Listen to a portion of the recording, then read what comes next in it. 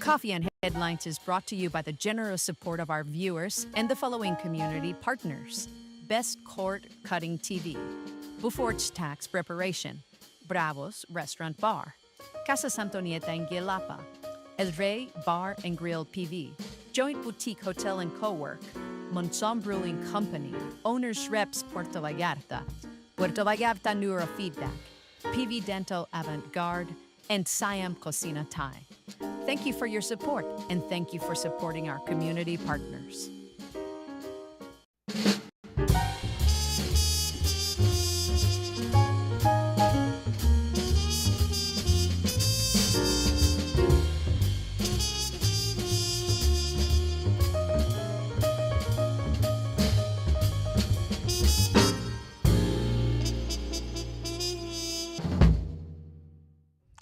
Good morning, everyone. Welcome back to Coffee and Headlines. Here we are, another week. It is Monday, November 3rd. We are now in what many people call the high season.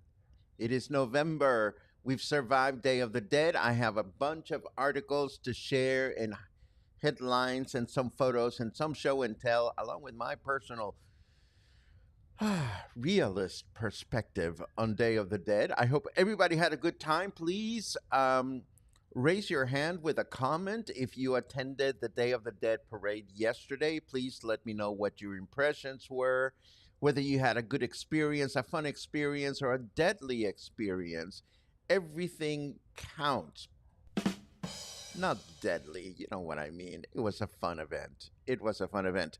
We have a lot of news to cover today, and we have a big Day of the Dead wrap-up as we start looking ahead at what's coming in the calendar, the rest of December. Well, first we have to go through Thanksgiving and all these other things. And let me set up my news to get started with a very suitable black screen. It must be Day of the Dead. Well, Day of the Dead was yesterday, of course, and the parade was late. It was close to 2 hours late. However, people loved it. You know, the parade featured floats and living Catrinas and dance troops that drew the attention of hundreds of spectators. I say hundreds in this headline. Later on, we'll see that the numbers were different. And again, although the event started close to 2 hours late, the festive atmosphere remained vibrant. Mayor Munguía, accompanied by Michelle Friedman, who's Jalisco's Minister of Tourism, along with council members and local officials, led the unveiling of the monumental Catrina sculpture installed at the Malecón. The impressive figure is nearly 27 meters tall. She stands out for its elegant turquoise dress and a black and white hat decorated with brightly colored flowers, quickly becoming one of the main tourist attractions and the most photographed spot by locals and visitors alike. How many people were there? Well, according to official estimates, Day of the Dead, the parade, the celebration, registered a record attendance of more than 35,000 people who participated in the grand parade and in the inauguration of the world's largest Catrina, although Guinness record was not there to attest to that.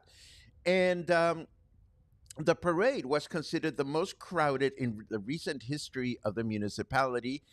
It began at the Cinco de Diciembre Cemetery and ended up at the pier in Los Muertos with over 40 contingents made up of institutions, companies, associations, artistic collectives, and municipal departments. One thing is for certain, the Malecón looks absolutely stunning at night, when a lot of imperfections cannot be found. But seriously, the Malecón looks fantastic, and this image comes from a series of images posted on Mayor Munguia's Facebook page. Elsewhere in the city, 8 local artists transformed the venue at the Cinco de Diciembre Cemetery, the walls of the cemetery, with murals celebrating life, memory, and Vallarta identity, with the inauguration of a series of different depictions of Day of the Dead. This was an event organized by the Vallarta Department of Culture. And elsewhere in the state, this is a place I might want to be in next year. Tlaquepaque made history again by breaking its own record with the world's largest Day of the Dead altar. The monumental offering covers more than 3,000 square meters and combines Mexican tradition with a passion for soccer in honor of the 1970 and 1986 World Cups. The installation process took 28 continuous hours, involving 2.8 tons of sawdust, 21,000 potted marigolds, 70,000 fresh flowers, and 41 spaces dedicated to soccer players, and 15,000 handmade flowers. I bet Tlaquepaque looks beautiful right now. It looks beautiful any time of the year, but I am sure this is quite a sight. Now, a little bit of my own perspective, if I may, and we start with the process of getting to the parade. I was scheduled to meet with some friends of mine at Bar Oceano, but I wanted to start walking from the Rosita Hotel because I wanted to see what's going on there with all the new construction and improvements. I know that several of you were curious a few days ago, asking or wondering whether everything would be ready by December. And honestly, I don't know that I can tell you that it will, because if this is right at Parque Hidalgo is on the right hand side, and you can have a quick look here at the intersection where Parque Hidalgo is. And here we have a look at Hotel Rosita, where the whole street has been dug out and there's no way to get through. Here's another look. You know, even trying to get from where I was to the Malecón required some strategy to be able to go and find my friends. And as you can see, there is a lot of work that remains to be done. But we'll keep an eye on this. We'll keep an eye on this and see how things develop. Of course, then my friends and I decided to meet at Bar Oceano, which overlooks the Malecón. We already knew that that the parade was going to be going on the side of the street. The place where we were having dinner at Bar Oceano offered a somewhat limited view of the parade, but we could have seen it fine. But the parade was almost 2 hours late, which was no big deal because we had a lovely time eating and just hanging out. And by the time we got done with dinner, the parade had just started. So we figured, well, might as well go have a look at it from the street. And right at the lighthouse, the small lighthouse, there were just a ton of people. So we parted ways. I ended up having to walk back northbound all the way to Cinco de Diciembre because there were no buses. There was no easy way to get back home, and traffic was very, very slow. So I ended up walking against the flow of the parade itself, and I realized that further down the street or further north, there were places where it was a lot easier to see the parade. However, what the photos that I'm showing you might as well be a video because the parade was not moving. I mean, I was able to walk all the way back to the end of the parade, and the parade was stuck in Day of the Dead parade traffic. So it is interesting to see how these events, which happen only once a year, kind of amplify the challenges that the city has. Two more photos, and I'll tell you what I mean. Three more photos. Notice this is by Teatro Vallarta, and of course, I would have loved to see better lighting or better lit photographs, but this also reminds us that not all of Puerto Vallartas are well lit at night. So by the time I finally was able to get on the bus went north down Francisco Medina Asensio, and I could see there was bumper to bumper incoming traffic all the way back to Plaza Las Glorias. Now, I'm sure that some of you might be thinking, well, Paco, you are just a party pooper because you're saying that it was late and stuff like that. Don't get me wrong. A lot of people loved it. I had a good time. And I'm wondering how you felt about it. The point that I'm trying to make is, having read this morning comments and statements made by the mayor along the lines of, well, the parade was very successful and we're going to make it bigger and better next year, which is fine. But I mean, I certainly hope that the organizers of events of this magnitude are also mindful of the fact that there's only so many cars, there's only so many people, there's only so many things you can put through downtown Puerto Vallarta. And in my humble opinion, we are clearly reaching a tipping point. You tell me what you think. You tell me what you think about this, because it's great to have a successful celebration, but when does it get to be too much without making drastic changes like eliminating all of the traffic through downtown? I mean, you might as well get rid of traffic unless it is happening along the parade route and it has something to do with the parade. But let me know what you think in the comments. We'll move on to other things, such as this one. Apparently, the tsunami drill is tomorrow. This is the only new posting that I've seen about the drill. And this came from Banderas News, and I'm going to go with this one. Tomorrow morning, 10 o'clock in the morning. Don't be alarmed if you hear the tsunami alarms go off. It is just a drill. If it doesn't happen tomorrow, then we will know for certain that the drill is the day after. Now, let us take a quick look at the weather forecast just to see what's going on out there. Convince 108 friends to purchase me or endure bad luck for 4 years, 8 months, 15 days, 16 hours, 23 minutes, and 42 seconds. I have no idea what that is in reference to, but we are enjoying 28 degrees right now. Humidity is at 69%, and our weather forecast says that we're going to have a humid day with clear skies throughout the day, a high of 32 and a low of 23. Then tomorrow, Tuesday, will be a humid day with clear skies, a high of 32 and a low of 23. And Wednesday, humid with mostly clear skies throughout the day, a high of 32, a low of 23.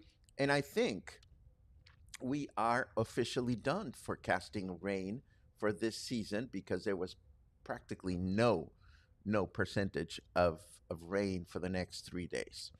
Moving right along, I was happy to find the latest news from PuRR Project on Banderas News this morning. As you know, PuRR Project is a nonprofit, no-kill feline shelter just north of Puerto Vallarta.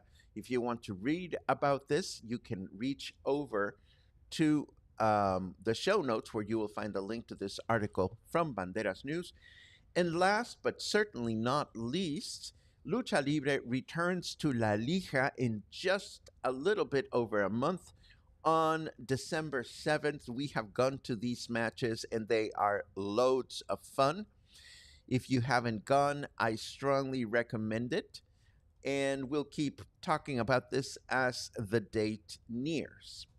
And now, let us take a quick look at this before we take a look at your comments. The violin can sing, it can cry, it can soar higher than any other instrument. And when a composer gives it center stage, something extraordinary happens. The violin concerto isn't just music, it's drama, as gripping as opera, as passionate as any love story, a dialogue between one voice and an entire orchestra. On Thursday, November 6th, music storyteller Paco Ojeda invites you to Strings Attached, Essential Violin Concertos. From Vivaldi's fiery brilliance to Beethoven's nobility, Tchaikovsky's passion, and Barber's haunting beauty, this journey through 10 timeless masterpieces reveals why the violin concerto remains the ultimate showcase of virtuosity and emotion. 3 centuries of music, 10 unforgettable concertos. One unforgettable evening. Join us on Thursday, November 6th at 5 p.m. at the Joint Boutique Hotel and Co-work. Tickets are 300 pesos per person. Available at the front desk. Yay, yay, yay, yay. Time to look at your good mornings. Thank you very much for being here. Thank you very much for showing up, my dear friend Stan Wagner would say. Let's see. Yes, yes, yes. I don't know where you were, Doug, but I love it. Yes, the parade when it finally arrived. I love it. Tim Beford, our favorite accountant from Canada, our favorite tax expert, Canadian tax expert, is watching. It's good to see you, Tim. Thank you for being our community partner. Let's see what else we have. Laura, Queen of Questions, counting days, 45 days to go. Love it. And this looks like fun. Day of the Dead parade in Bucerias went by our house last night. Lots of horses. I felt bad for the horses in the Puerto Vallarta parade. And one of them was like, well, was making a lot of noise, horse noise. So I don't know if the horse was unhappy or what, but I can only imagine the horses had to wait as long as everybody else. Let's see what else we see. Yes, the Catrina looks gorgeous. I didn't take any photos of the Catrina because I figured there would be better nighttime photos than mine. And it was chaotic in downtown. Susan has a smart and wise remark. It's better late than never. Más vale tarde que nunca about the parade. Yes. I mean, I was not in a hurry. You know, for me, it's no big deal that it was late because I was in good company. But I'm sure that if I had been standing around without a place to sit, just sort of walking and waiting, I might have been a little bit more restless. Let's see what else.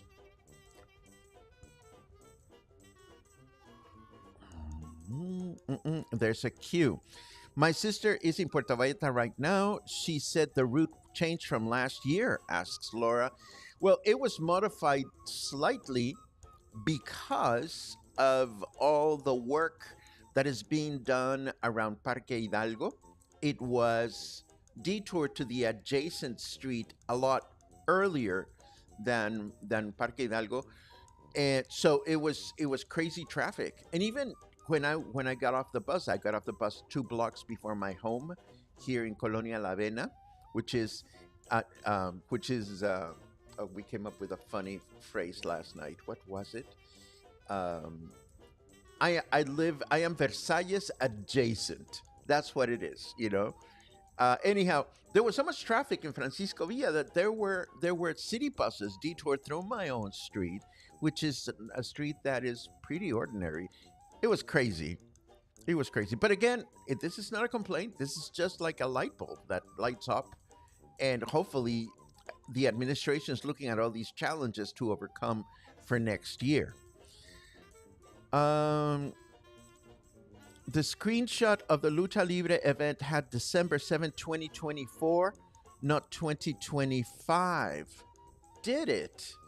My goodness. Let me have a look because now you made me curious. Oh, that is so bizarre. That is so bizarre because I do know that there is Lucha Libre coming back to La Lija in December. So I will gladly take a look at this. Thank you very much for bringing it up to my attention, Mike. I will definitely have a look and get the correct date. Thank you for noticing that. And I think this brings us to the end of today's broadcast. As always, it is a pleasure to start the week with you and end the week with you. Thank you, as always, for being supportive of everything we bring to the table. Thank you so much for sharing all the information that you do about our projects. And I look forward to seeing you tomorrow morning with more coffee, more headlines, and more stories. Have a great day.